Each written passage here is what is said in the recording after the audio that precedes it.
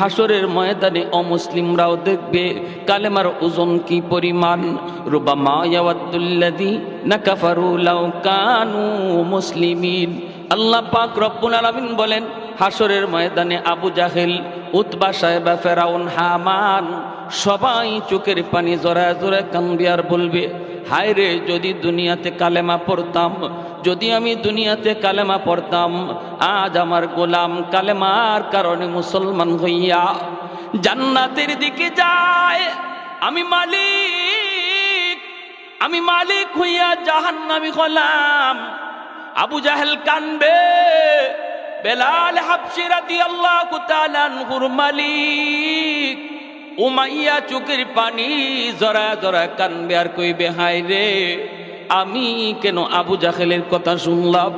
আমার গোলাম বেলাল আজকে জান্নাতের মেহমান, আর আমি মালিক হইয়া জাহান্নামী। হায় রে, কেন আমি ঈমান গ্রহণ করলাম না? এই কথাটা হাসরের ময়দানে বেঈমানরা বলবে। হাসরের মাঠে হলো ঈমানের মূল্য বোঝার জায়গা। হাসরের ময়দানে ঈমানের দাম জানার জায়গা। দুনিয়ার জগৎ হলো আলু, পেঁয়াজ, রসুনের দাম চিনার জায়গা। হাসরের ময়দান ঈমান চিনার জায়গা, ঈমানের মূল্য চিনার জায়গা।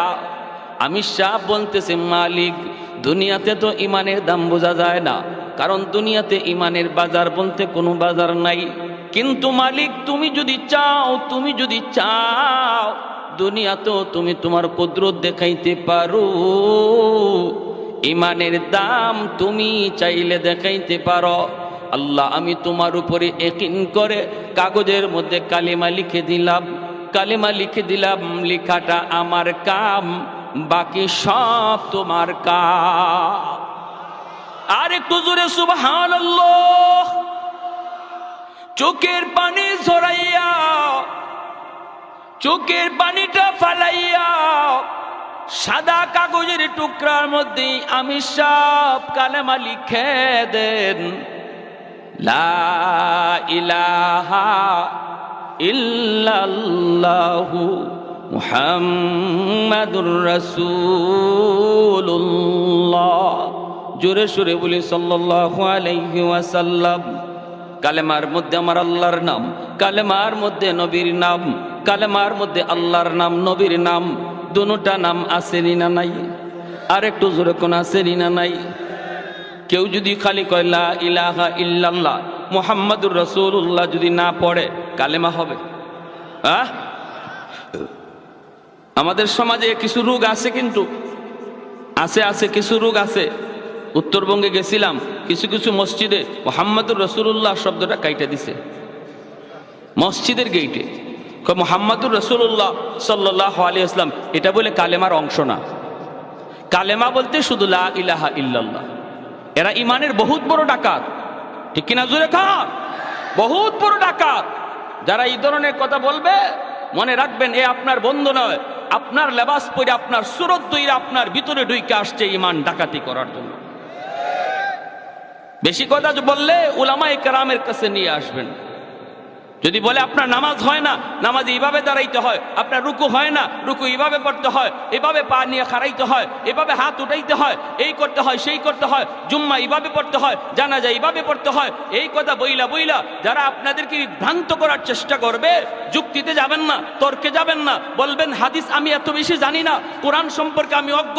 তুমি যদি কোরআন হাদিসের পণ্ডিত হও, চলো হুজুরের কাছে যাই, মুফতি সাহেবের কাছে যাই, মাদ্রাসায় যাই, ইমাম সাহেবের কাছে যাই, দেখবেন তখনই আপনার কাছ থেকে পালাবে।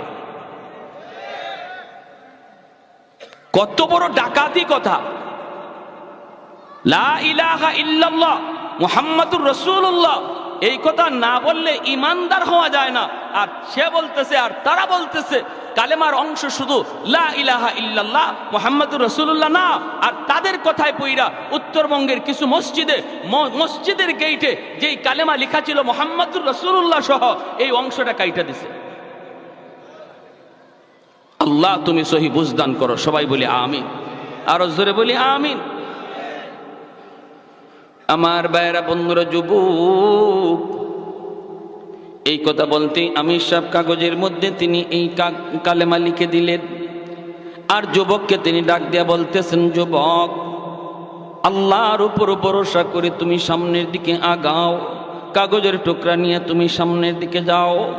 তোমার বিবিকে যায় বলবা, কোথায় দাঁড়িপাল্লা? এক পাল্লার মধ্যে এই কাগজের টুকরা রেখে দিবা, আরেক পাল্লায় তোমরা তোমাদের সন্তানকে রেখে দিবা। বাকিটা করবেন আমার আল্লাহ। করবেন কে? আর একটু জোরে কে? আল্লাহ চাইলে পারেনি না পারে না? এই ক্ষমতা আল্লাহর আসেনি না নাই? লা জিদ্দা ওয়ালা নিদ্দা ওয়ালা হাদ্দা লিমাওলা, লা জিদ্দা ওয়ালা নিদ্দা ওয়ালা হাদ্দা লিমাওলা। আল আনা কামা কানা ওয়ালাম ইয়ালকা জাওয়ালা, আল আনা কামা কানা ওয়ালাম ইয়ালকা জাওয়ালা।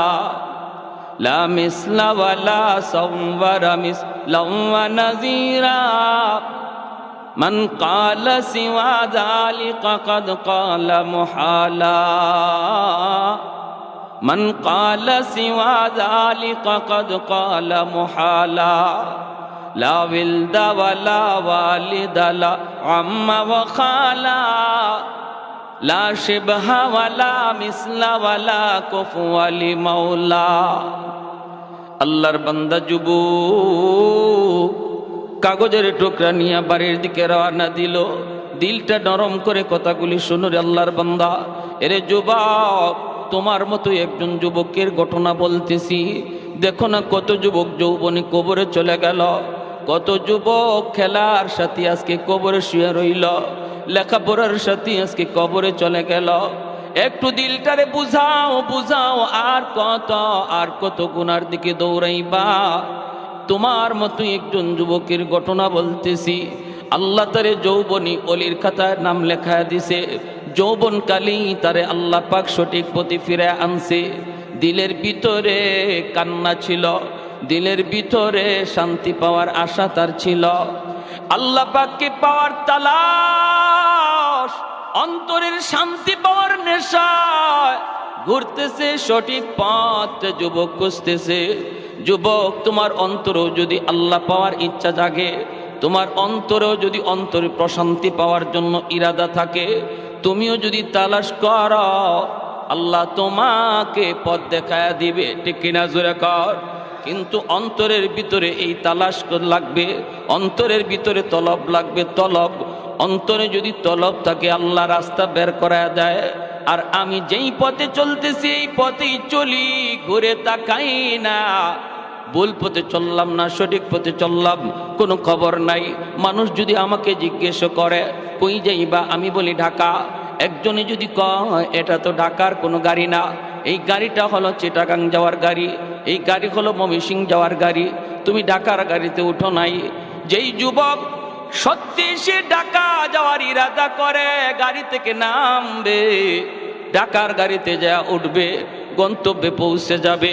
আমাদের সবের বাড়ি হলো জান্নাত, জান্নাতের গাড়িতে উঠার জন্য সবাই চেষ্টা আছি রে ভাই। কিছু ভাইয়েরা জাহান্নামের গাড়িতে উঠে বসা রইছে। আমি আপনি যাই ডাক দিয়া বলতেছি, ভাই এটা জান্নাতে যাওয়ার গাড়ি না, এটা জাহান্নামের গাড়িতে ভুলে উঠে গেছ। কিছু আল্লাহর বান্দা কথাটা শোনার পর গাড়ি থেকে নামে, জান্নাতের গাড়িতে বসে জান্নাতে চলে যায়। আর কিছু মানুষ আছে এমন কয়, না আমি নামবো না, নামবো না, তোমার কথায় আমি নামবো না, আমি কম বুঝি না, আমি ভালো করে বুঝে শুনে গাড়িতে উঠছি, আমাকে বুঝানো লাগবে না।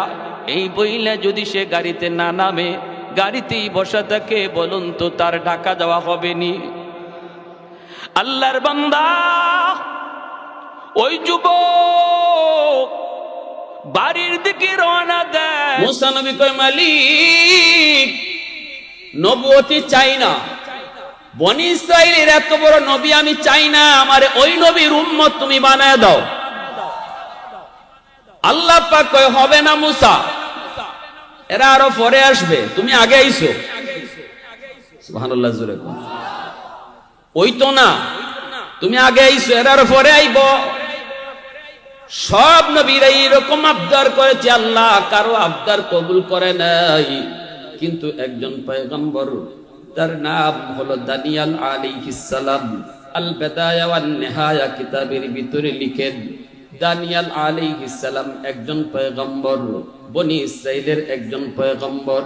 ইনি আল্লাহর কাছে আবদার করে, আল্লাহ ওই উম্মতের সুসংবাদ সকল নবী শুনল, আমিও শুনলাম।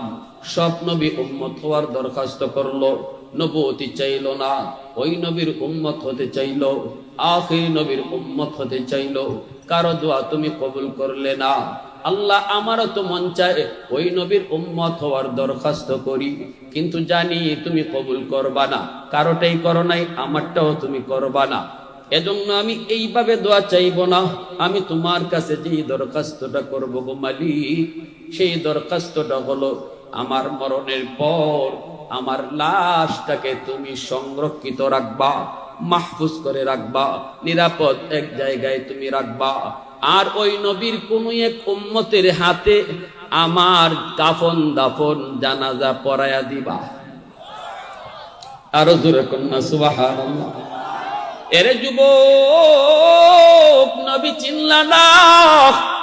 কত বড় নবী উম্মত তুমি হয়েছো, নিজেরে নিজে চিনলা না? যেই চাঁদের পাওয়ারের সাগরে জোয়ার বাটা হয়, এই সাগর এই চাঁদ নিজেও তার শক্তি জানে না। আমি আপনি আজকে আমাদের দাম জানি না, এজন্যই বলেছি কপাল পাইছিলাম ভালো, কিন্তু সব কপালে সবার সয় না। আজকে আমার নবীর আদর্শ তোমার মাঝে নাই, আদর্শ ফলো করো। আমেরিকা, লন্ডন, ইউরোপের আদর্শ তুমি ফলো করো। পোশাক তুমি কিনতে চাও, তুমি ওদের দিকে ফলো করো। চুলের কাটিং বানাইতে চাও, ওদের দিকে ফলো করে চুলের কাটিং করো। দাড়ির মুশন বানাইতে চাও, ওদের দিকে তাকায়া মুশন বানাও। অথচ শোনো তোমার নবীর সম্মানের কথা। তোমার নবী কত বড় ছিল, কত শানওয়ালা ছিল, যেই নবীর উম্মত হওয়ার জন্য নবীরা পর্যন্ত আল্লাহর কাছে আবদার করত। ভাইরা বন্ধুরা, দানিয়াল আলাইহিস সালামের লাশটারে আল্লাহ পাক ইরাকের রাজমহলে আল্লাহ পাক রেখে দিলেন, সংরক্ষিত রেখে দিলেন। তারপরে ভাইরা বন্ধুরা, নবী চলে গেলেন, নবী ভবিষ্যৎবাণী করে গেলেন। আল্লাহর নবী ভবিষ্যৎবাণী করলেন, আমার একজন সাহাবীর হাতে ওই দানিয়াল পয়গম্বরের লাশটা দাফন কাফন হবে। যখন ইরাক বিজয় হবে, ইরাকের রাজ দরবারে দানিয়াল পয়গম্বরের লাশটা আমার একজন সাহাবী পাইব। আবু বকর সিদ্দিকের জমানা গেল, উমরের খেলাফত চলল, আবু মুসা আশআরী রাদিয়াল্লাহু তাআলা আনহুর নেতৃত্বে ইরাক জয় হলো। আবু মুসা আশআরী বলেন, আমি সবার আগেই রাজ দরবারে ঢুকছি নবীর ভবিষ্যৎবাণী মাথায় রাইখা। আমার নবী বলেছেন ইরাকের রাজ দরবারে দানিয়াল পয়গম্বরের লাশ পাওয়া যাবে। খুঁজতে শুরু করলাম, ভিতরে ঢুকলাম, অনেক গভীর একটা রুম। এই রুমের ভিতরে ঢুইকা দেখি একটা কফিন। এই কফিনের কাছে একজন বৃদ্ধ মানুষ বসা। ওই বৃদ্ধ মানুষটা যেন পাহারা দিতেছে। চুল তার সাদা, ব্রুটা পর্যন্ত সাদা। আমি যে জিজ্ঞেস করলাম এই তাবুতটা কার? লিমানিত তাবুত, এই কফিন কার? ওই বুড়া মানুষটাই তো ইনি আল্লাহর পয়গম্বর দানিয়াল। আল্লাহু আকবার, জোরে কও, আরো জোরে কও, আল্লাহু আকবার। আবু মুসা আশআরী রাদিয়াল্লাহু তাআলা আনহু বলেন, আমি আমার জীবনে এত খুশি হই নাই ওই দিন দানিয়ালের লাশটা দেখে আমি যত খুশি হইছি। একজন পয়গম্বরের লাশ দেখার পর আমি যেই পরিমাণ খুশি হয়েছি, এত খুশি আমি জীবনে আর কোনোদিন হই নাই। আমি নিজের হাতে আল্লাহর পয়গম্বরে কাফন দাফন সহ সব করলাম। জানাজা হলো, কাফন হলো, দাফন হলো। আর আমি তো নিজেকে সৌভাগ্য মনে করি, আমি একমাত্র ব্যক্তি যে দুইজন পয়গম্বরকে নিজের চোখে দেখছি। একজন হলেন আমার নবী, রহমতের নবী, সকল নবীর নবী। আর একজন হলেন বনি ইসরাইলের পয়গম্বর, যার নাম হলো দানিয়াল। আল্লাহু আকবার। উলফত মে তেরি ওয়াইসি নে দন্দান কুতুরা, উলফত মে তেরি ওয়াইসি নে দন্দান কুতুরা, अबू बकर उमर नक्श कदम तेरा न चूरा, अबू बकर उमर नक्श कदम तेरा न चूरा, आयुष्शाक नबी वाके असरार मदीना, सुल्तान का सुल्तान है सुल्तान मदीना, सरकार का सरकार है सरकार मदीना, गुलजार का गुलजार है गुलजार मदीना। अल्लाह ने मक्का ही में काबा बनाया, इस काबा का काबा तेरी मरकद को बनाया। अल्लाह ने मक्का ही में काबा बनाया, इस काबा का काबा तेरी मरकद को बनाया। ऐसा लम्हा जी चले जा राह मदीना, सुल्तान का सुल्तान है सुल्तान मदीना, सरकार का सरकार है सरकार मदीना, गुलजार का गुलजार है गुलजार मदीना। आवाज दिया कोन अल्लाहु আকবার। ভাইরা বন্ধুরা জন্য বলতেছিলাম, আল্লাহ পাক বলে আয়ুব নবী এত বিছানায় অসুস্থ, সবাই পোকা পড়ার কারণে দুর্গন্ধে এলাকা ছাড়িয়ে সবাই চলে যায়। আয়ুব নবী এখন কাঁদতেছে, আল্লাহ সবাই আমারে ছাড়িয়া যায়, তুমি আমারে ছাড়িয়া দিও না রে আল্লাহ। এই কান্নার মধ্যে তাকায় দেখে অনেক বিবি তার ছিল, কয়েকজন বিবি আইসা বলে আমাদের তালাক দেন, আমরাও চলে যাব। আয়ুব নবী কান্না করে বলে, বিবিরা যাও যাও, আমার জন্য আমার আল্লাহ হলেন যথেষ্ট।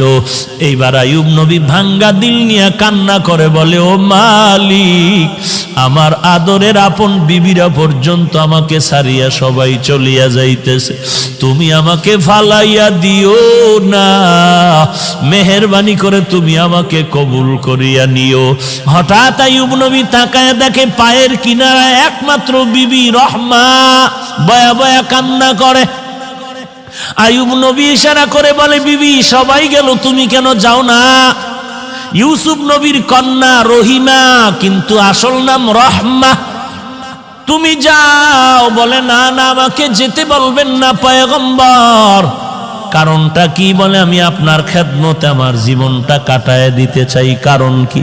বলে, হাসরের ময়দান তো বড় কঠিন, একটা নেকের টানে মা বাবায় জাহান্নামে যাবে, ছেলে মেয়েরা জান্নাতে যাবে। একটা নেকের ব্যবধানে অনেক সময় ছাত্র জান্নাতে যাবে, ওস্তাদরা জাহান্নামে যাবে। একটা নেকের টানে বক্তা জাহান্নামে যাবে, শ্রোতারা জান্নাতে যাবে। একটা নেকের ব্যবধানে ইমাম সাহেব জাহান্নামে যাবে, মুক্তাদিরা জান্নাতে যাবে। একটা নেকের ব্যবধানে দেখা যাবে পীর সাহেব জাহান্নামে যায়, মুরিদেরা আমল করিয়া জান্নাতে যায়।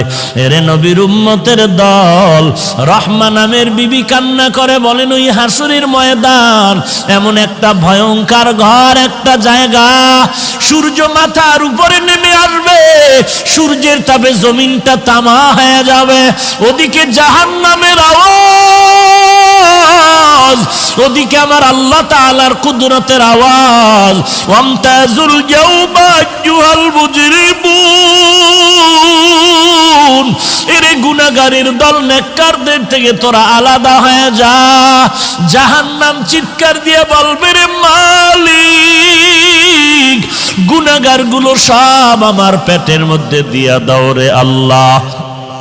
সূর্যের তাপে মানুষের গুনাহগারের মাথার মগজগুলো টাস টাস করে ফেটে যাবে, পায়খানার রাস্তা দিয়া পেটের নারী বুড়িগুলো পড়িয়া যাইবে। এমন কান্নার আওয়াজ, জাহান্নামের আওয়াজে হাসরের ময়দানটা থরথর করে কাঁপা শুরু হয়ে যাবে। ওরে নবীরা পর্যন্ত কান্নার আওয়াজ, শুধুমাত্র তোমার আমার নবী সিজদায় পরে কাঁদবেন, আল্লাহ জাহান্নামের ফিরাও, আমার একটা উম্মত যেন জাহান্নামে না যায়, আমার একটা উম্মত জাহান্নামে গেলে আমি নবী জান্নাতে যাব না। আল্লাহ বলবেন, নবী আপনি কাঁদবেন না, আপনি চিনিয়া চিনিয়া বাছাই করে করে আপনার উম্মতের জান্নাতে নেওয়ার চেষ্টা করেন। এরে নবীর উম্মতের দল, আমার নবী উম্মতের কেমনে চিনবেন? আম্মা জান আয়েশা রাদিয়াল্লাহু আনহা বলেন, কোটি কোটি মানুষের মধ্যে উম্মতের চিনবেন কি করে? আল্লাহর নবী বলেন, হে আয়েশা, বড় গাভীর পাল, গরুর পাল, বকরির পাল, ওই বকরির পালের মধ্যে যদি কোনো বকরির কপালে চাঁদের সাদা চিহ্ন থাকে, এটা চিনা কেমন কঠিন? বলে অনেক সহজ। বলে হাসরের কোটি কোটি মানুষের মধ্যে আমার যারা আসল উম্মত, ওযু বানাইয়া 5 বেলার নামাজ পড়বে, আমি নবী তাকায় দেখব ওযুর অঙ্গগুলো তাদের নূরের আলোতে ঝলমল ঝলমল করতে থাকবে। আমি নবী বাছাই করে করে জান্নাতের ময়দানে নিয়ে যাব। রহিমা কান্না করে বলে, পয়গম্বর, হাসরের দিন যদি আল্লাহ আমি রহিমাকে ডাকিয়া বলে, এমন কোন আমল নিয়ে আসছো নাকি যাতে করে তোমাকে মাফ করে দিব? ওই দিন যদি আমার কোনো আমল না পাই, আমি আল্লাহর কাছে দাঁড়ায় বলবো, হে মালিক, আমি একজন তোমার আদরের নবীর স্ত্রী, তুমি আমাকে উসিলায় মাফ করে দাও। আমার আল্লাহ নবীর মোহাব্বতে আমি রহিমাকেও মাফ করে দিতে পারেন। এরে পর্দার আড়ালের মা, আমি হাফিজুর রহমানের মা, তুমিও মা। মনটা কি চায় না একজন আলেমের মা হয়ে কবরে যাও, একজন হাফেজে কোরআনের মা হয়ে কবরে যাও? তুমি মরার পরে তোমার সন্তান জানাজা পড়াবে, তুমি মরার পরে তোমার সন্তান কবরে গিয়া কোরআন পড়ে দোয়া করবে। যদি এমনটাই চাও, স্বামীর খেদমত করো, সন্তানের কোরআনওয়ালা বানাও, আল্লাহর মোহাব্বত নিয়ে পর্দা করে চলো, আর আল্লাহর কাছে চোখের পানি ছেড়ে কান্না করো, আল্লাহ এমন সন্তানের মা বাবা বানায় দাও যেই সন্তান আমি মরার পরে জানাজার ইমাম হতে পারে। এরে যুবক, আল্লাহর কাছে তওবা কর। যৌবনের 3 ভাগের 2 ভাগ গুনাহের কাজে ব্যয় করছো, আর কয়দিন বাহাদুরি করবি? এখান থেকে ঘর পর্যন্ত যাওয়ার গ্যারান্টি তোর হাতের মধ্যে নাই। এরে যুবক, আমিও তো তোর মতো একটা যুবক সন্তান। তোর ডানে বামে তাকায়া দেখ, তোর মতো যুবক স্কুল কলেজে পড়ে নামাজ বাদ দেয় না, তুই কেন পারো না? তোর মতো যুবক র্যাব আর্মি পুলিশ বিডিআরের চাকরি করে নামাজ বাদ দেয় না, তুমি কেন পারো না? তোমার মতো যুবক তাকায় দেখো, কৃষি কাজ করে, নদীতে কাজ করে, শ্রমিকের কাজ করে, নামাজ বাদ দেয় না, তুমি কেন পারো না? কয়দিন আর গুনার কাজ করবি রে বাবা? জাহান্নামের আগুন কি সহ্য করতে পারবি? আল্লাহর কোরআনটা কি তুই কি মিথ্যা মনে করেছো? নবীর হাদিস কি মিথ্যা মনে করেছ? আল্লাহর কোরআনের আওয়াজ এক জাররা পরিমাণ গুনাহ নিয়ে যদি কবরে যাও, ওই কবরের 2 পার্শ্বে অর্ধ পৃথিবীর বাদশা ওমর এই দায়িত্ব পাওয়ার পর তিনি ঘুম ভুলে গেলেন। 24 ঘন্টার ভিতরে ওমর মাত্র 1টা ঘন্টা তিনি ঘুমাইতেন, তাও রাতের বেলা নয়, দিনের বেলা দুপুরে খানার পর হযরত ওমর মাত্র 1 ঘন্টা তিনি ঘুমাইতেন। বাকি 23টা ঘন্টা তিনি শুধু জনগণের হালত দেখার জন্য দায়িত্ব নিয়ে তিনি ব্যস্ত থাকতেন। কোথায় জানি আমার কোন দায়িত্বে অবহেলা হয়, কিয়ামতের ময়দানে আল্লাহর কাছে আমার আমানতের ব্যাপারে ধরা খাইতে হয়। রাতের অন্ধকারে ওমর ছদ্মবেশে বের হয়ে তিনি মানুষের হালত দেখতেন। একদিন তিনি বের হয়ে গেছেন, মদিনার সমস্ত মানুষ জানে ওমর রাতের অন্ধকারে ছদ্মবেশে তিনি বের হন মানুষের হালত দেখার জন্য। একদিন মদিনা শহর থেকে বের হলেন, সাথে কোনো বডিগার্ড নাই, খাদেম খুদ্দাম কেউ নাই, শুধু একা একা বের হয়ে গেলেন, ছদ্মবেশে বের হতেন। হযরত ওমর বের হয়ে মদিনার পাশে একটা এলাকা দেখতে পেলেন।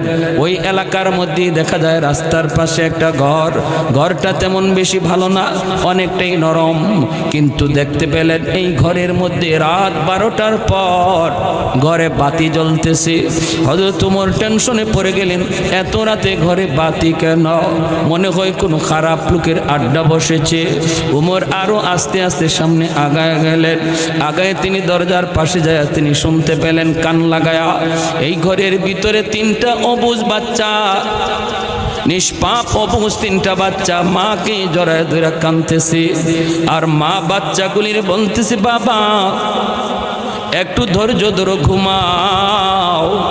এই যে মা চুলার মধ্যে খানা রাঁধতেছি, কিছুক্ষণের ভিতরেই তোমাদের খানা পাক হয়ে যাবে, তোমরা একটু ঘুমাও।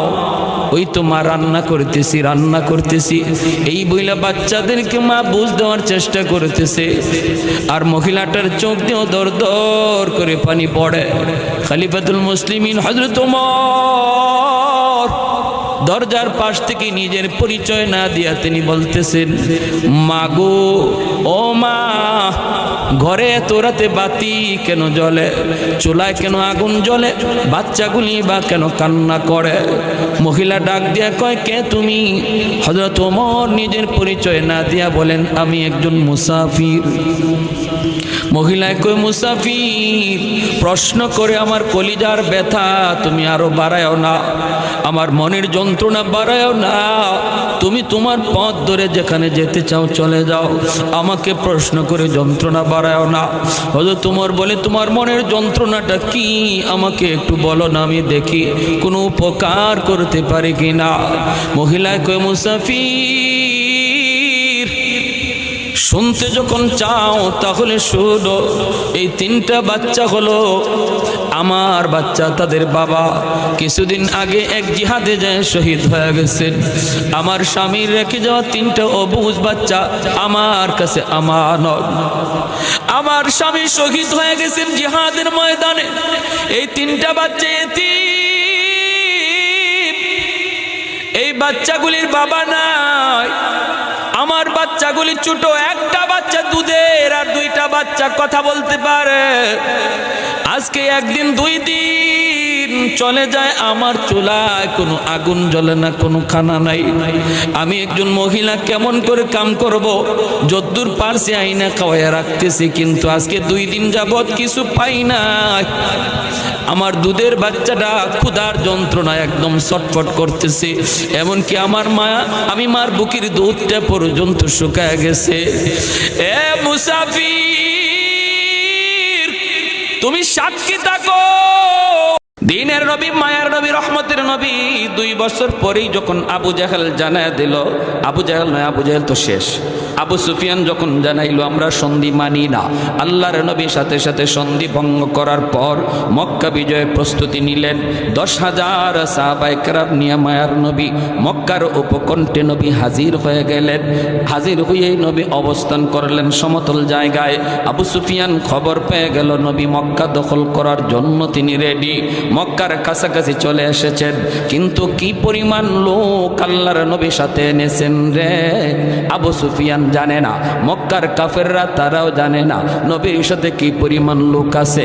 আবু সুফিয়ান রাতের অন্ধকারে একজনকে পাঠাইল, যা একটু দেখ মুহাম্মদের সাথে কি পরিমাণ লোক আছে। আল্লাহর নবী সাহাবায়ে কেরামদেরকে বলেন, সাহাবীরা রে, সন্ধ্যা হয়ে গেছে, এখন আমরা মক্কায় ঢুকবো না। রাতের অন্ধকারে যদি মক্কায় ঢুকি, আবু সুফিয়ান আর মক্কার মানুষগুলি তারা যদি আমাদেরকে বাধা দেয়, তাহলে তো আমরা প্রতিহত করব। এতে করে ঝগড়া বেঁধে যাবে, জান যাবে, প্রাণ যাবে। রাতের অন্ধকারে কে কারে মারবে দেখা যাবে না। অনেক শিশুর গায়ে হামলা হয়ে যেতে পারে, নারীর উপরও হামলা হয়ে যেতে পারে, অথচ তারা নিরপরাধ, তাদের কোনো অপরাধ নাই, তাদের কোনো অন্যায় নাই। ইসলাম শিশুর গায়ে হামলা করে না, ইসলাম নারীদের উপরে হামলা করে না। আদর্শ শিখায় ইসলাম, মানবতা শিখায় ইসলাম, মানবতা শিখায় গেছেন আমার নবী। অথচ আমরা দেখি আজকে ফিলিস্তিনের জমিনে মুসলমানের শিশুকে হত্যা করা হয়, আরাকানের জমিনে মুসলিম নারীর গায়ে গুল্লি করা হয়, ঠিক কিনা? বেদিন বেঈমানগুলি মানবতার ফেরিওয়ালা নামে ডাকে, অথচ মানবতা ওদের কাছে নাই। কাশ্মীরের জমিনে মুসলমান নারীর গায়ে হামলা হয়, মুসলিম শিশুর উপরে হামলা হয়, অথচ আমার নবী, রহমতের নবী, মক্কায় নবী যখন ঢুকবেন সন্ধ্যা হয়ে গেল। নবী বলেন, সাহাবীরা, রাতের অন্ধকারে আমরা মক্কায় ঢুকবো না। মক্কায় যদি রাতের অন্ধকারে ঢুকি, নারীর গায়ে হামলা হতে পারে, শিশুর উপরে হামলা হতে পারে না, ইসলাম এটা সমর্থন করে না। রাত আমরা এই সমতল জায়গায় কাটাবো, সকালবেলা মক্কায় ঢুকবো। যার হাতে কোনো অস্ত্র নাই তার গায়ে তলোয়ার চলবে না, ঘরের ভিতরে যে অবস্থান করবে তার ঘরেও হামলা হবে না, বাইতুল্লাহ যে আশ্রয় নিবে তার উপরও কোনো হামলা হবে না। সন্ন্যাসী ধর্মীয় যাজক দ্বারা, ধর্মীয় যাজক এদের উপরও কোনো হামলা হবে না। যারা তলোয়ার নিয়ে সামনে আসে শুধু ওদের সাথেই হামলা হবে, প্রতিবাদ হবে, আর কারো গায়ে তলোয়ার উঠবে না, এমনকি গাছের পাতাটা পর্যন্ত ছিঁড়া যাবে না। নবীজি সমতল জায়গায় 10,000 সাহাবায়ে কেরামদেরকে নিয়ে সন্ধ্যার সময় অবস্থান করলেন। আল্লাহ নবী কত বড় রণকৌশলবিদ ছিলেন বুঝছেন। নবী বলতেছেন সাহাবীরা এশার নামাজের পরে আল্লাহ নবী কয় সবাই চুলা বানাইবা না, খানাদানা পাক করা লাগবে না? সাহাবীরা কহ খানাদানা পাক করতে তো চুলা বানাইতে হবে। নবী কয় চুলা যে বানাইবা আমাদের 10,000 মানুষের জন্য যদ্দুর চুলা লাগার প্রয়োজন ডাবল বানাও, ডাবল চুলা নবীজি ডাবল বানাইতে বলছেন। যদি লাগে 10,000 মানুষের জন্য 1,000 চুলা, নবী বলতেছেন 2-3 হাজার চুলা বানাও। এখন চুলা বা সাহাবাই কেরাম বুঝতেছেন না যে ঘটনা কি, নবীজি এত চুলা বানাইতে বলেন কেন? নবীজি বলেন যা বলছি তা করো। সাহাবাই কেরাম তো নবীকে কোনো প্রশ্ন করতেন না, ইয়া রাসূলুল্লাহ এটা কেন, এই প্রশ্ন নাই। নবী বলছেন আর কোনো কথা নাই, ঠিক না? আমিও যদি নবীর উম্মত হয়ে থাকি আমার কথা এখানেই শেষ। যেখানেই শুনবো আমার নবীর কথা সামনে এসেছে, যখনই শুনবো আমার নবীর হাদিস সামনে এসেছে, নবীর কথা চলে এসেছে, আমার যুক্তি, আমার বুদ্ধি, আমার বিবেক সব এখানে ওকেজু, এর নাম হলো উম্মত। আমার মতে মত নয়, নবীর মতে মত, তার নাম হলো উম্মত। ঠিক কিনা জোরে কর। আর যদি আমি পণ্ডিতি দেখাই, না না অসুবিধা কি, অসুবিধা কি, অসুবিধা কি, এর নাম হইল পণ্ডিতি, এর নাম হইল পণ্ডিতি। কেউ নবীর হাদিসের সামনে, সুন্নত তরিকার সামনে পণ্ডিতি দেখাইবেন না। সাহাবায়ে কেরাম কোনো দিন এমন পণ্ডিতি দেখান নাই। নবী বলতেছেন চুলা বানাও ডাবল। একজন সাহাবীও জিগাইছেন না নবী গো কেন? বুঝে আসছে? এরপর আল্লাহ নবী বলে শোনো, রাতের বেলা তো বাথরুমও লাগবে, বাথরুম বানাইবা আমাদের যা প্রয়োজন এর চেয়ে অর্ধেকের কম, অর্ধেক কম। বাথরুম যদি লাগে 1000 বানাও 500। এখানেও সাহাবীরা জিগান না কেন, কেনটা পরে বুঝছেন। আবু সুফিয়ান সন্ধ্যার সময় গুপ্তচর পাঠাইছে, মোহাম্মদ কি পরিমাণ লোক নিয়ে আসছে মক্কা দখল করার জন্য, একজনে দেখে আসো। এ পাহাড়ের উপর থেকে আসার পরে যখন ময়দানের দিকে তাকাইছে, এই টাইমটাতে সাহাবায়ে কেরাম চুলায় আগুন জ্বালাইছেন খানা পাকানোর জন্য। এখন চুলা ডাবলের ডাবল, সব চুলায় যখন আগুন জ্বলছে, এই গুপ্তচরে পাহাড়ের উপর থেকে কয় আস্তাগফিরুল্লাহ, আমি মানুষ গণমু কখন, চুলা গই নেই তো কুল পাই না। আমারে লিডারে ফাটাইলো মানুষ গণবো, মানুষ আমি কবে গণবো? হে দেখে পুরা ময়দান খালি আগুন আর আগুন। দৌড় দিছে পিছনে ব্যাগ গিয়ার গিয়ে ওই লিডার কয় লিডার খবর বড় জটিল খারাপ। কয় কি হইছে? কয় মুহাম্মদ যে কি পরিমাণ লোক সাথে লইয়া আইছে এর হিসাব নাই। কেন কস না? কস না তুই কত? 5,000, 2,000, 10,000, 20,000। আরে রাখো তোমার 10,000, 20,000, চুলাই তো আছে 10-20,000, চুলাই তো আছে 10-20,000। মানুষ নিচে 50-60,000-এর কম হবে না। এক চুলার মাঝে কি একজনের খানা ফাঁকায়? এক চুলার ভিতরে 10 জন 20 জনের চুলা ফাঁকায়। আমি চুলা গণ্যা শেষ করতে পারি নাই। আবু সুফিয়ান কয় আস্তাগফিরুল্লাহ, ভগবান রাম রাম রাম, কোন কাম হয়? রাম রাম রাম কোন কাম হয়? শেষ সাথে পাঠাইছে গুপ্তচর আরেকটা সিআইডি, কয় তুই যাই একটু দেখে আয় তো, এই আগ্রাইতে যে খবর দিল এর খবর সঠিক না বেঠিক। আরে সকালবেলা যে যুদ্ধ করব আগে তো বুঝতে হইব শত্রু দুশ্মনের তাদের শক্তি কেমন, জনবল কেমন, এটা তো বুঝে যুদ্ধ করা লাগবে। তুই একটু দেখে আয় না আগ্রাইতে হে যে রিপোর্ট দিল এটা সঠিক না বেঠিক। এ যে টাইমে গেছে এই টাইমে ঘুম থেকে সাহাবায়ে কেরাম উঠা সবাই বাথরুমের সামনে গিয়ে লাইন ধরছে। বাথরুম তো নবী বলছেন যা লাগে এর চেয়ে অর্ধেক কম বানাও। এখন বিশাল লাইন এক এক বাথরুমের সামনে। ইজতেমার ময়দানে দেখছেন না হালত কি হয়? পাহাড়ের উপর থেকে চায় কয় রাম রাম রাম রাম। আমি মানুষ গণমু কখন? বাথরুমের সামনে যে হাজারে বিজারে খাড়াই রইছে, সবার তো আর বাথরুমে ধরছে না। যদি এক তাবুতে 50 জন থাকে, আইসে মাত্র 2 জন বা 3 জন বাথরুমও, বাকি 40 জনই তো তাবুতে রইছে। হাই রে হাই, কার সাথে কি যুদ্ধ করব? ইয়েও দিছে পিছনে ব্যাগ গিয়ার, যা উস্তাদ খবর বলো জটিল খারাপ, কি পরিমাণ লোক মোহাম্মদের যে সাথে লই আইছে এর হিসাব নাই। বলে কস না তুই কি পরিমাণ? কয় হ্যাঁ কি পরিমাণ কইছে? কয় হ্যাঁ তো কইছে 40-50 হাজার আইব। দূর রাখো, বাথরুমের সামনেই তো 40,000 খারাই দিছে। আবু সুফিয়ান কয় যার যার জান বাঁচা, আমি আমার জান বাঁচাই। ওই দেখেন, এজন্যই পৃথিবীর বড় বড় গবেষক, শ্রেষ্ঠ রণকৌশলবিদ যদি পৃথিবীর ইতিহাসে কেউ থাকে, সেই গবেষণায় আমার নবীর নাম সবার আগে উঠেছে। আমার নবীর নাম সবার উপরে। পৃথিবীর শ্রেষ্ঠ রণকৌশলবিদ, যুদ্ধের কৌশল পৃথিবীতে কে সবচেয়ে বেশি জানতেন, এই ইতিহাস যখন বেঈমানরা লিখছে, সেখানেও আমার নবীর নাম সবার আগে। সুবহানাল্লাহ।